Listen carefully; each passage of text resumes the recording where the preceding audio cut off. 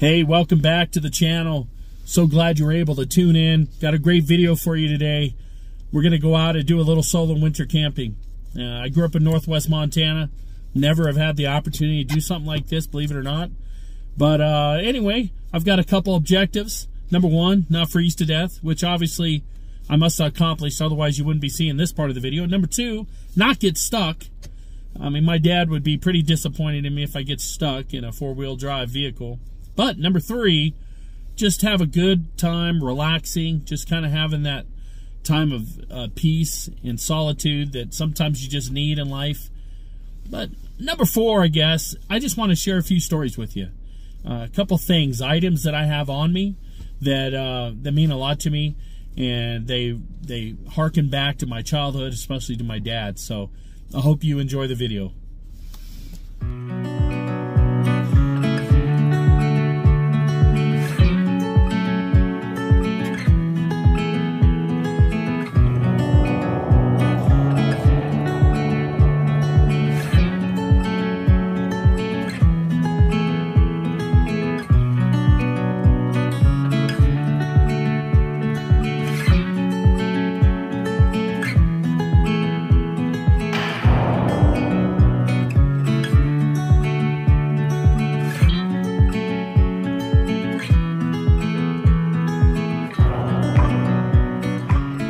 All right, well, I'm gonna go ahead and head back down just a little bit because I found a camping spot tucked into the trees back there.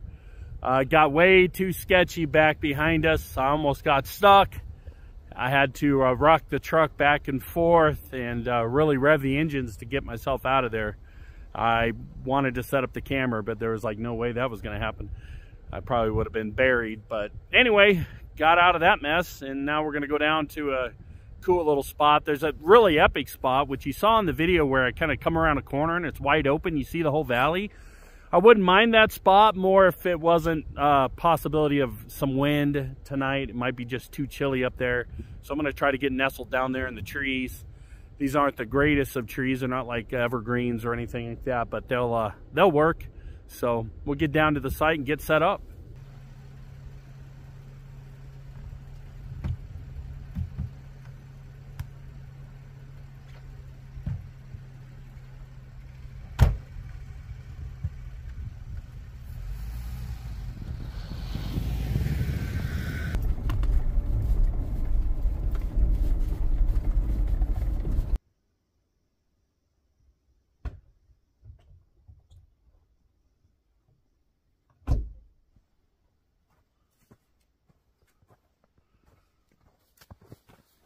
Well, I think I found the site that's going to work for tonight, and we're going to go ahead and just get everything set up real quick before it gets too dark, and maybe I'll go find some fallen trees and get some firewood together to add to the little bundle that I brought. So, all right.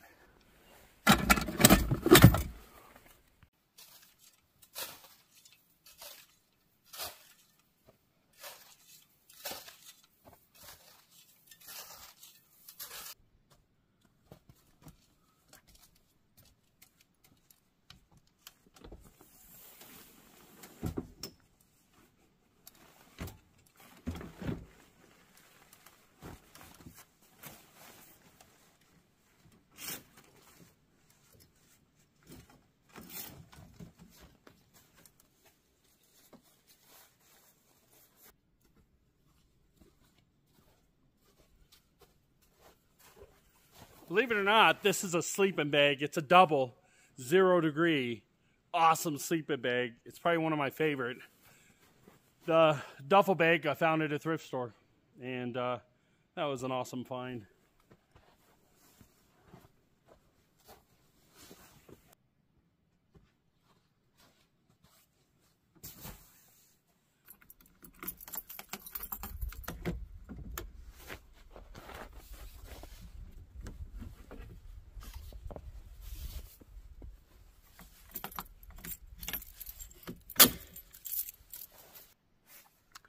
As you can see, I just took this off the rooftop tent. I have it secured up there on the top there. And a lot of people wonder, why do you have that locked up there on your rooftop tent? Well, it's because it has sentimental value. I know you could buy these for like $20, $30, but this one's kind of special to me. It's because it belonged to my dad. He worked in the Forest Service for many years, retired from the Forest Service. He was in the Navy prior to that, but he fought fires. One of the things he would do, he was mostly a mechanic, but he had to fight fires. And this is a firefighter's tool. You can use it to chop wood, of course, and dig trenches and dig holes with this flat end here. And my dad, growing up, had me use this many times around the property there in northwest Montana. And it taught me a lot about hard work and digging fire lines and trenches. One of my first jobs as a middle schooler, I think, was digging a fire line around a clear cut. I got paid 25 cents a foot, but I had to be like a foot wide and 2 feet wide, or a foot deep and 2 feet wide. And it was like 1,000 feet of that. I had a buddy with me. Man, that was a lot of work, and it taught me a lot about hard work. And I know my wife's probably laughing right now. She's like, hard work? My goodness, you hardly even take out the garbage. But it did teach me a lot. And recently my mom and dad had to move. They're getting older. He couldn't keep it. And so I was able to get permission from my dad to get this. And I refurbished it, repainted it. And obviously needs repainted again because it needs sanded and repainted as the sun's kind of been beating on it. But I think it's a great tool for overlanding, a great tool for camping, as you can dig trenches, you can dig holes with it, cut down wood if you need to, chop your firewood with it, even though I have a different axe for that. But anyway, thank you, Dad, and I appreciate you. Appreciate your hard work, fighting fires, and also my brother who does the same thing. Appreciate you both.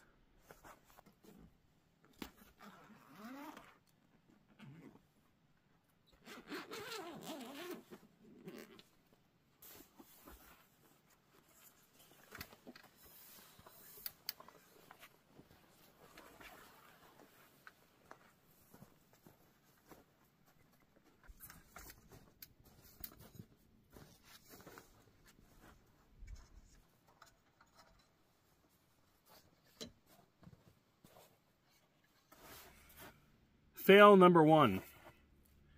Seems like every time I go out, I forget something. And as you've seen, if you watch one of our last videos, you see the trailer we've been using, kind of an overland trailer I built. And I plan to do a DIY video series of that, or at least a couple of videos about we call it the mule. But I had a lot of stuff in there, and I took a lot of it out.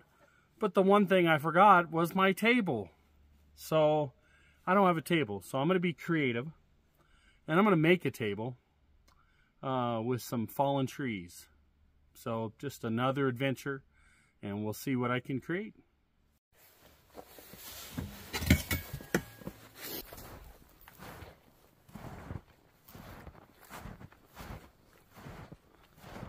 Well, it looks like there's a lot of fallen trees over here. Might be able to gather some wood and maybe a few poles to make a table real quick.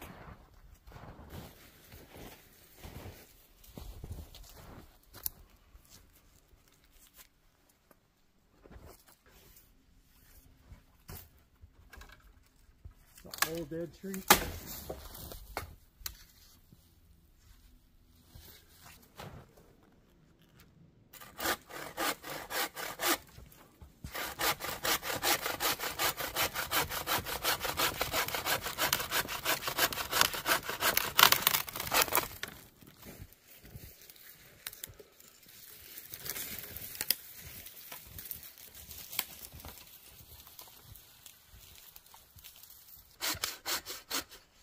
One thing with these hand saws, you got to kind of let the saw do its work.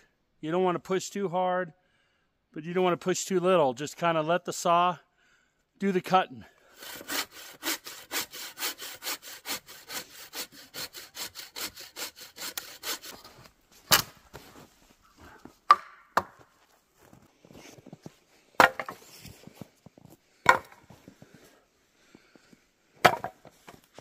All right, I got the wood for the fire, but also some wood maybe to build a small table.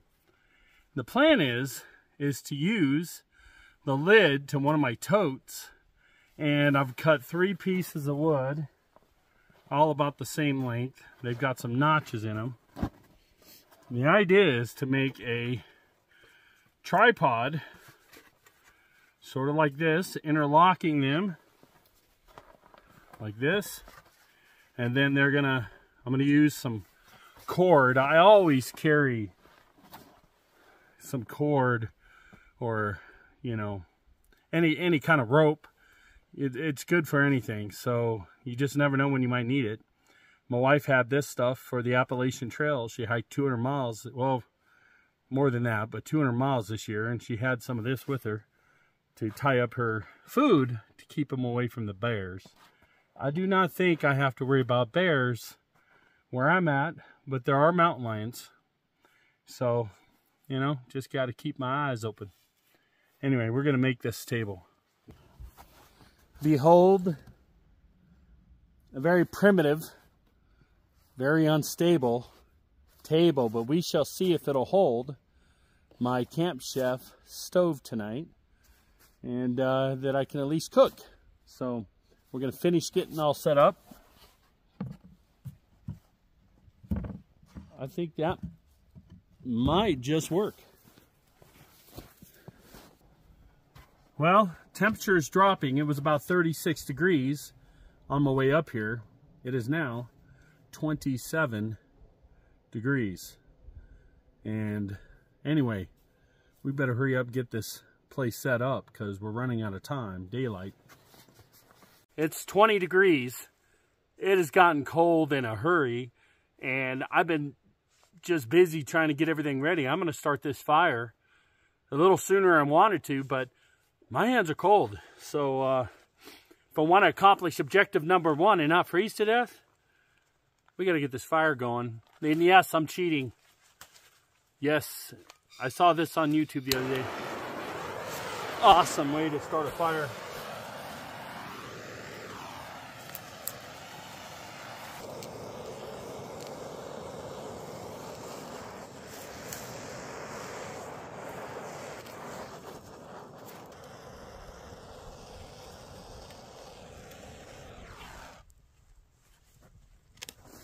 Alrighty. One thing I wanted to show you guys is something I made.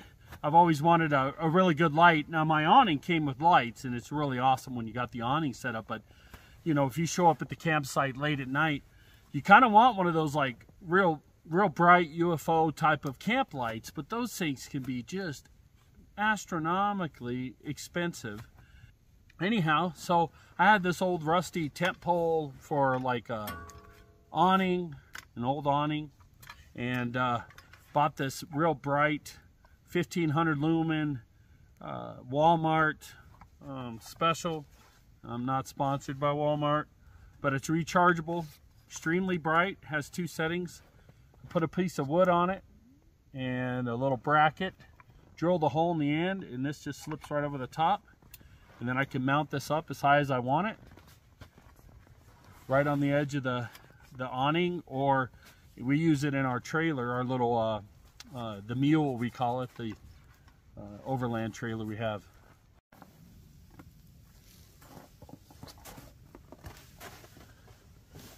Well, as you can see, the primitive tripod table is holding thus far. It's got my frying pan and the stove and everything on it, and hopefully it doesn't collapse while I'm cooking.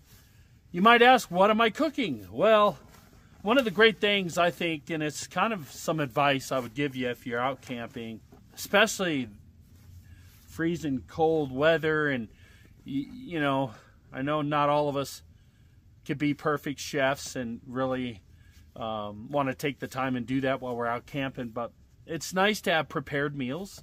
And so this week my wife made this incredible she cooked some chicken in a crock pot, put some cream cheese in it and bacon and just some seasoning, and it is very tasty. And so I took a bowl full of that, and I'm going to reheat it here tonight, put it in some tortilla shells and put some cheese on it, and I think I'm going to have a pretty decent meal. So we're going to go ahead and get this grill fired up here.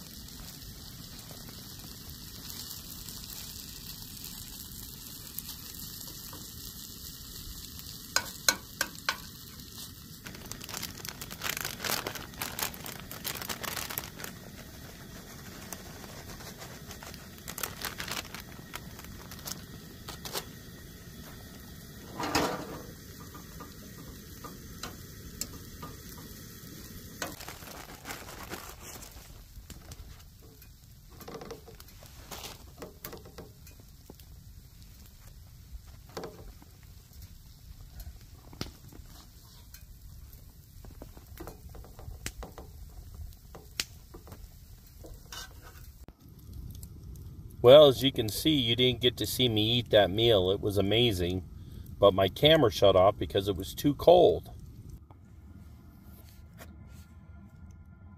You can hear I got the diesel heater running in the background there. It's about 15 degrees out. It's cold.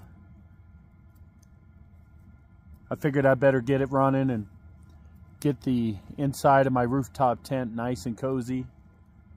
And I'm going to be crawling in there here pretty soon. But I just wanted to share a couple things with you. Some things when you're out here in the mountains like this, middle of nowhere, no one around for miles, peace and quiet. There is something about getting away and testing your limits, testing your gear, testing out your own skills, testing your vehicle out in the cold weather. But I was thinking, you know, 100, 150 years ago, there were mountain men that just lived in these mountains in the middle of the winter. I mean, families that used to homestead and near the mountains or in the mountains in the west, they would spend all summer long just preparing for winter. Whether it be getting food or firewood or whatever, it was just non-stop. You know, I'd grown up in Montana. Every single Saturday of every summer, I was getting up early with my mom and dad, and we were going out and getting firewood. We'd drive up in the mountains and we'd cut several cord and haul it back to the house. And we would do that every single Saturday morning. But anyway, to think that even in my time, we used to have to get like 10 cords of wood to make it through the winter there in northwest Montana. And it was just so much work. And wow, we've got it so easy now. You know, we're so blessed in our country. And I know my wife and I, and there are people that aren't. A lot of people around the world and even in America that maybe aren't. But it is a blessing to think how good we do have it. But man, we take it for granted. And so coming up here and getting in the mountains, being by myself, the moon's coming up. It's full moon. And it's a little foggy, but it's going to light up the whole forest tonight. It's going to be pretty cool. But anyway, I just wanted to share just some thoughts, things that were running through my head.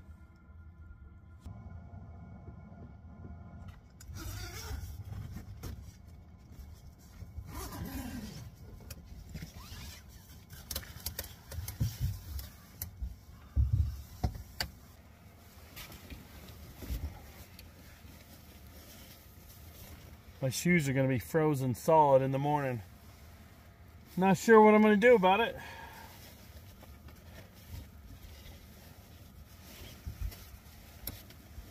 I've got little pockets here to put my shoes in, but they're still going to be full of snow, frozen. So far, I guess the lowest it got so far tonight, 17 degrees. So we're going to find out how warm it is in here. One of the cool things with our rooftop tent that came with it was this LED strip that's in here. And a lot of rooftop tents come with them now, but we run it with a just a regular lithium battery, recharge battery for the phones. It's already quite warm in here. 17 degrees outside. We're going to see how warm and cozy we can get in here. Well, I think I'm gonna go to bed. It's about 53 degrees here in the tent. I could turn up the diesel heater a little bit more, but I think it's just fine. It'll keep the condensation out of this tent, which is kind of important with these rooftop tents, or any tent really. You don't want a bunch of condensation when you take it down, a bunch of ice inside. I won't have any of that in the morning. I'll be able to pack it up pretty easily. But yeah, it's been a great day, and I look forward to getting up in the morning, getting some coffee, packing up, and heading home. So I'll see you in the morning.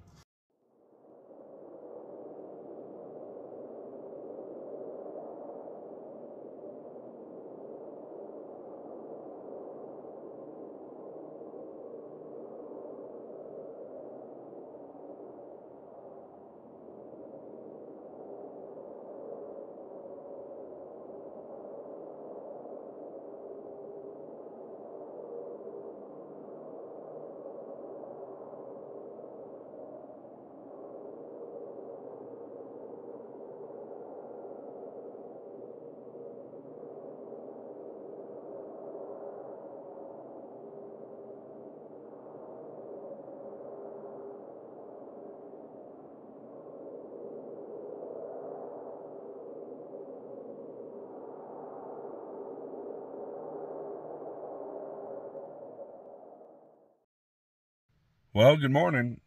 Made it through the night and just woke up because my diesel heater turned off. I think I must have ran out of fuel, but it's been running for probably about 12 hours. It's 56 degrees in the tent. And anyway, we will get outside and start packing up, getting some coffee made.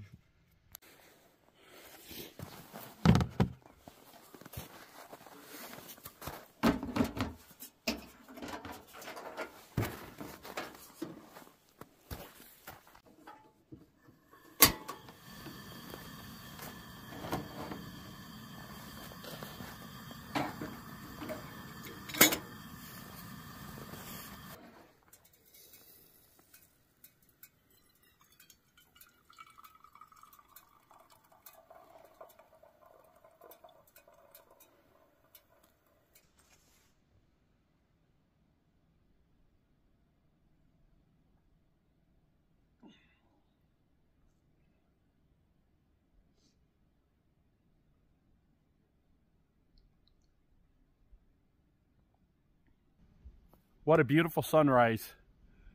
I think we're going to go ahead and pack on up and head on out of here and head home. Thank you so much for being a part of this journey. If you liked the video, we'd love for you to like it. If you would like to see more from our channel, we'd love for you to subscribe. But thanks for coming, and we'll catch you next time.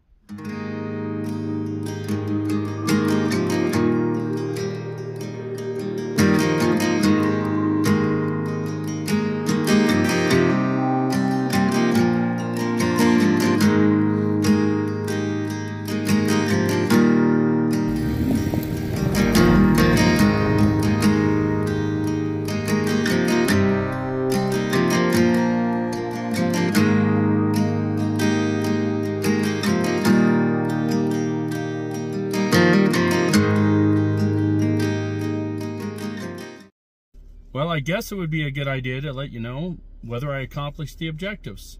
Well, I didn't freeze to death. I'm here. Next day. Number 2, I didn't get stuck. Number 3, I had a great time. It was relaxing. It was just awesome. And number 4, I hope I shared a few stories that you enjoyed. Thanks again. We'll catch you next time.